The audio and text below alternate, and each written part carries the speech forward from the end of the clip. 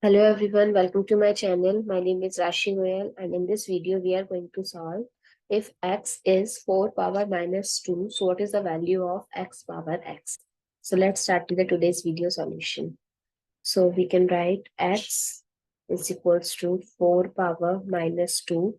Now according to exponent rule, x power minus m, we can write it as 1 by x power m. So similarly here we can write this as 1 by 4 power 2, which is equals to 1 by 16. So the value of x is 1 by 16 and we have to find the value of x power x. So x is 4 power minus 2 and power x, and in place of power x we can put 1 by 16 also. Now according to the exponent rule, x power m power n, we can write it as x power mn.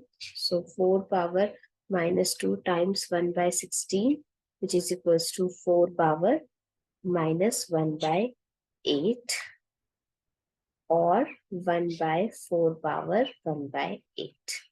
I hope it's clear and you find it useful. So please give a thumbs up and do subscribe to my channel. Stay tuned.